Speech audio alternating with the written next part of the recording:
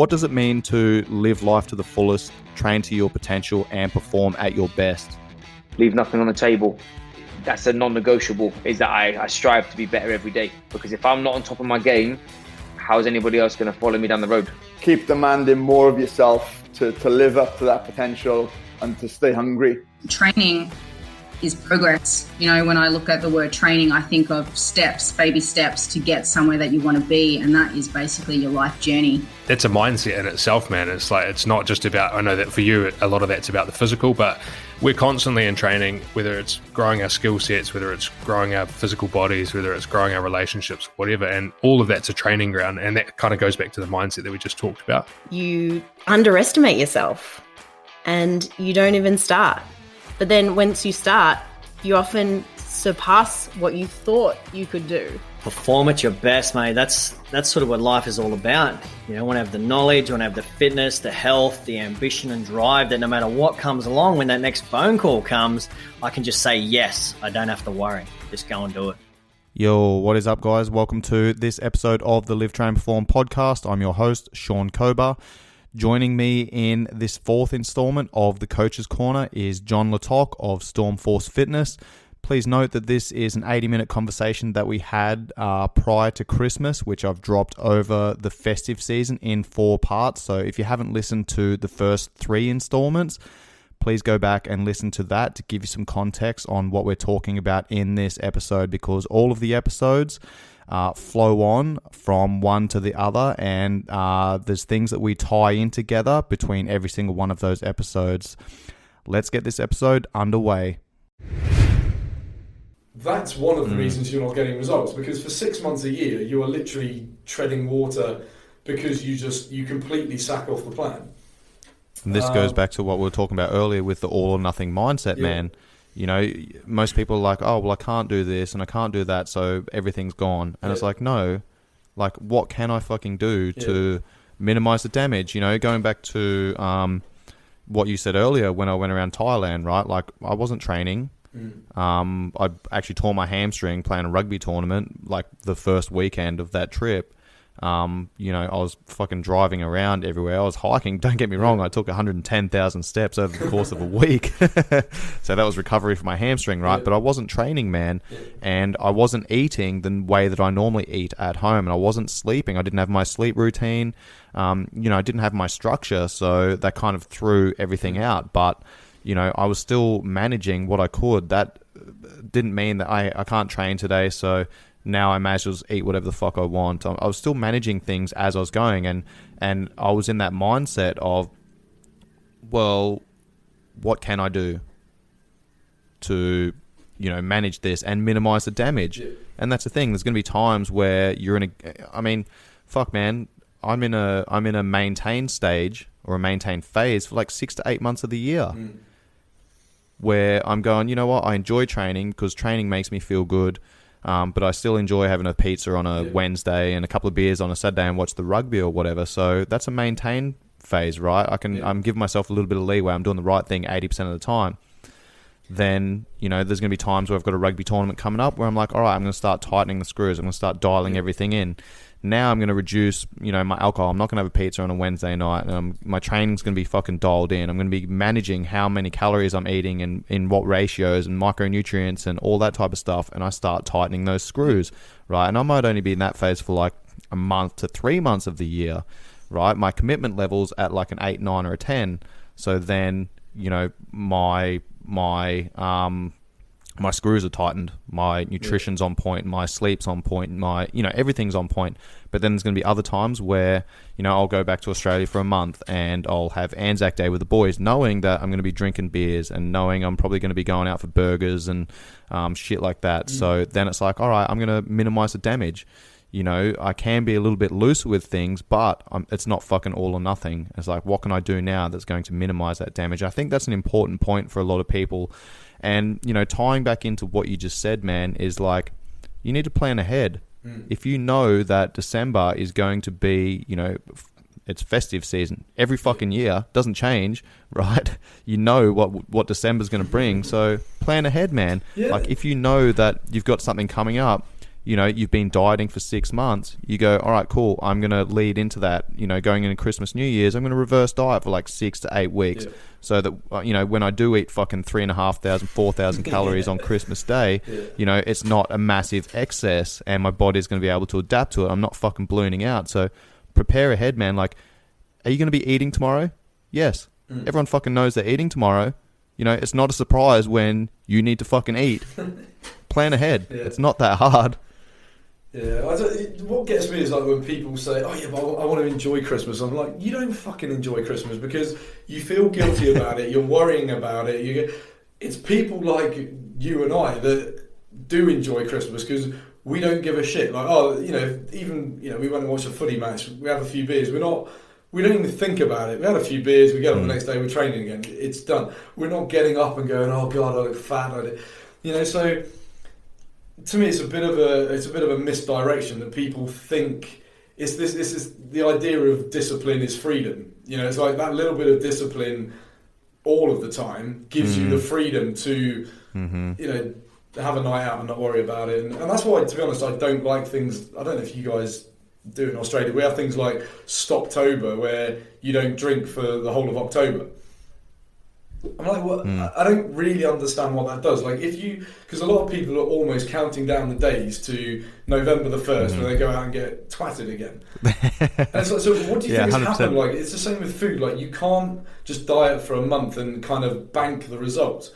It's not like money where I can put money in the bank and it will hopefully still be there when I go back. It doesn't work like that with muscle building and fat loss. It's like as soon as you stop doing what you were doing, those results start to disappear, and unfortunately they disappear faster than they came on. So that's what I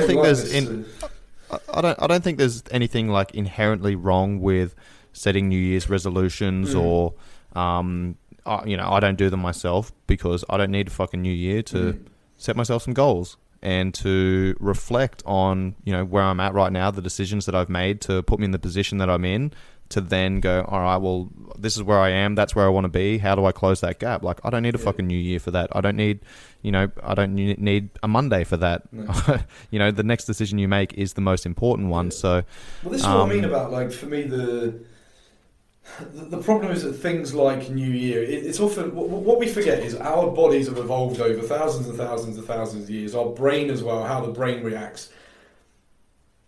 That side of things and hormones don't understand that it's New Year. They don't understand that it's your birthday. They don't understand science is science. Certain things work and certain things don't. And, you know, the stresses that you or I have come back from childhood and things like that. And, you know, if you have a fear of letting other people down because you're always having to impress your mum and dad. If that fear exists in November, it's still going to exist in January. So if you don't want to let people down, you're still going to work too hard and you're going to not go to the gym because you don't want to let your boss down and you're going to do more overtime and all of these things. It sounds quite deep, but that's because it is. And like we said earlier, if you don't take that time to understand values and things like that, it's not going to be any different in January. Just because the calendar has ticked over, it doesn't. It literally doesn't make any difference. And that's why I don't have anything inherently against the New Year's resolution. I just think it's so misdirected.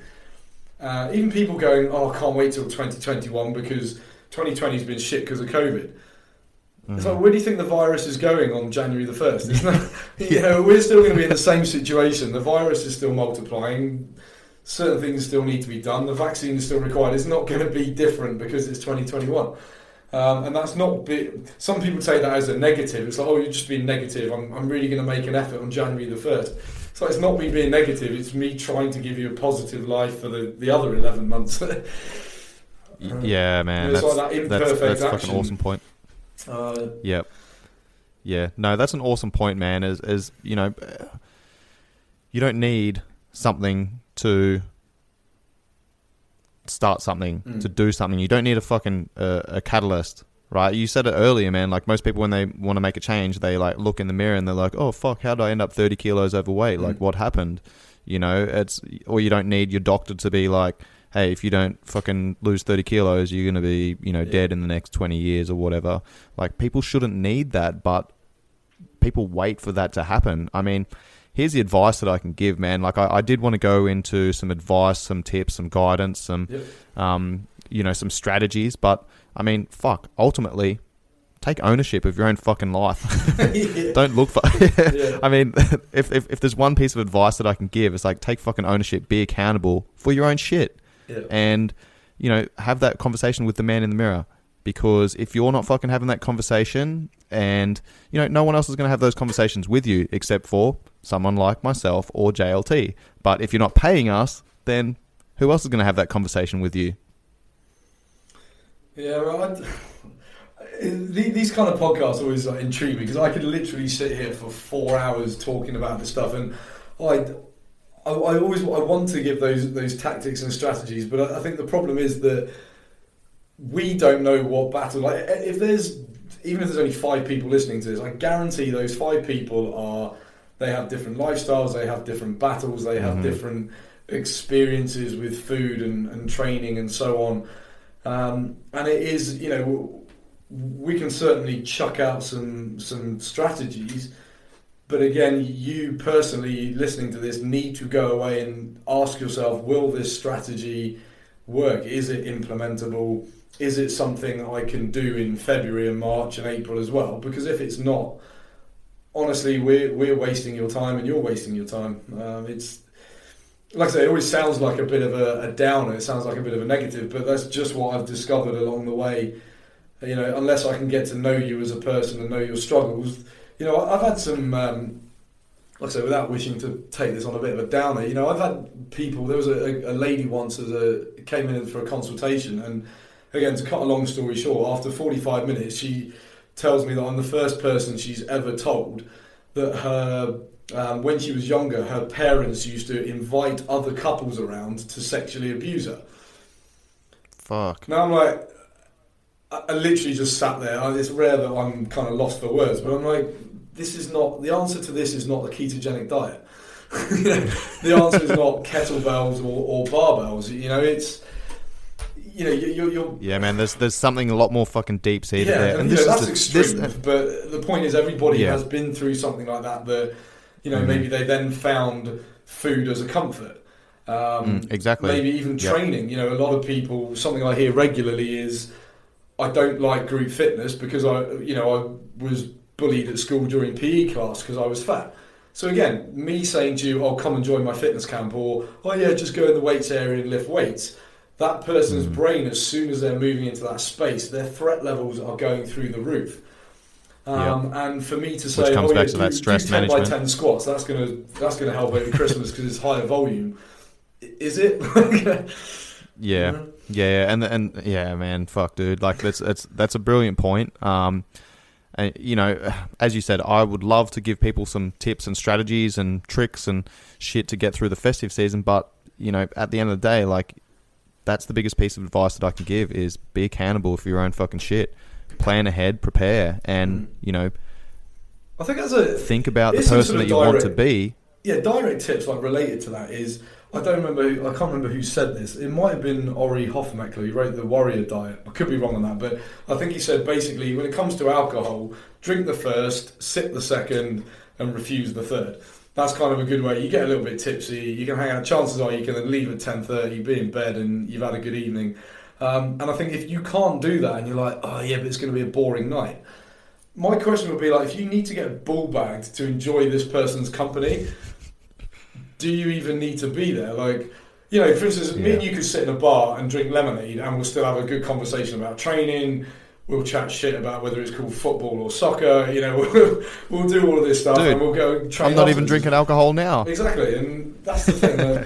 Hopefully people aren't finding this boring, but that is, again, something I realise. That's something that as you get older, I guess you need less and less people in your life, and you start to realise who are real friends, who's valuable to your life. Even if somebody's not a friend as such, you can have a good conversation about, I don't know, work or investments or whatever, and they bring value to your life. But, ask yourself, do you need to be going out 9 times over December? Like, do you really know that many people? Are you that close to that many people that you need to go and get smashed or even go out at all with those people? Like, I have a group of friends over here well, 3 of them are over here, 2 are over in the UK. You know, that's my core group of friends. I have my business night out, and I have my family stuff. Like, to me, that's Christmas. It's probably 3 or 4 times, and like I said, there's only really 2 A races there. My close friends, I'll drink whatever. My business one, I drink whatever. But even with my family, like, I don't need to smash 9 beers to have fun with my family. You know, maybe some people do, but for me personally, I get on very well with my family. I don't need to get pissed to have a good Christmas and, you know, get angry at Monopoly and stuff like that. You know, so that's that A, B, and C race thing. But yeah, I think that's really the first thing is, like, do I really need to go on this night out? And then just kind of manage your drinking a bit more. Something else I always found was every 3rd drink have a pint of water, and it's amazing how it's that thing, you have something to drink, because for a lot of people it's like having that thing in their hand. You know, you can still drink your alcohol, get a bit tipsy and have a laugh, but the water is also sort of helping to clear the system as well. That's kind of the alcohol thing. I think nutrition wise, like I said, it's that even if you know, you're not really going to count calories. If you're going out for a meal, you probably don't know how many you're eating, but simple things are the fasting. You know, fast for breakfast and lunch. You know, miss out those meals. Maybe have a little bit before you go out, so the alcohol doesn't hit as hard. But it's not actually like that a good hard strategy. to manage. Yeah, exactly, man. But again, it goes back to, you know, you and I could easily say, you know, just leading into whatever Christmas Friday, right? So let's say you might reduce your calories a little bit. You know, you're going to be drinking a fair bit, so reduce your carbohydrates, reduce your calories. You know, Tuesday, Wednesday, Thursday, leading into that. Do whatever you want on Christmas Day, but then know that you need to kind of ease your calories back up over the next couple of days and eat a lot of, you know, whole, real, colourful foods that are going to give you the right nutrients to aid your recovery and detoxification and all that type of stuff. Like, you know, that's a fucking strategy that I'm going to give to people, but unless they know how much energy is on a fucking plate of food, then that strategy is not going to work, right? So I think that education component is very important because, you know, like you need to have a base level understanding of the fucking fundamentals before you can implement these strategies. I think, you know, another thing is people just eat like a dickhead on Christmas Day. Like, I eat a lot, but realistically, you know, do you need 4 desserts? Do you need, you know, people are going back like sausage after sausage after sausage after. Like, if you just eat normally, if you've got meat on your plate, you've got potatoes, you've got, you know, a lot of that stuff. It's like when people say, oh, barbecues, that's too many barbecues. I'm like, what is wrong with a barbecue? Like, barbecue meat is, you know, you're not going to get fat. Just it's the things that come around that you didn't need to have. So call it awareness, call it what you like. You know, by all means, have a dessert. But don't be like a 5-year-old who's like, oh, I've got to have one of every dessert. Like, have a dessert, leave it at that, maybe have one later on. And I think that comes back to that thing of, we often say, eat whatever you want, but we are realistically still eating within some limits. Because if I just keep eating and eating and eating, I can literally feel myself about to explode. That should, you know, to me, that is just like a bit of a warning sign. Well, I'll stop there, I'll come back later. Like, because you don't end up enjoying it. Like, if you eat so much and you're eating just to fucking eat because the food's there, you're eating for hedonistic value of what it tastes like, and you know, you end up you enjoy it whilst it's going down, but then 15 minutes later, you're like, oh, I feel so fucking sick, and like now you're probably going to shit yourself later on. Probably going to sleep like shit. You know, think about the implications, you know, the unintended consequences. I mentioned Ori Hofmeckler. He wrote the Warrior Diet, which is effectively, you eat like a hunter-gatherer. You basically nibble through the day. You know, you're picking stuff through in the forest or whatever, and then you have whatever you caught. You eat a bigger meal in the evening, and you can kind of use that strategy. But also, what he says, when you come to your evening meal, to stop you gorging because you feel hungry at that point, is start with the high protein stuff. Then eat your vegetables, and you know, by the time you've done that, and then if you want to have carbohydrates, this is just for the warrior diet, but it's a very good strategy for your Christmas meal. If you eat a load of turkey, then you eat a load of vegetables, by the time you get to the roast potatoes, you've probably had that 20-minute period where leptin kicks in. It's like that kind of I'm full hormone.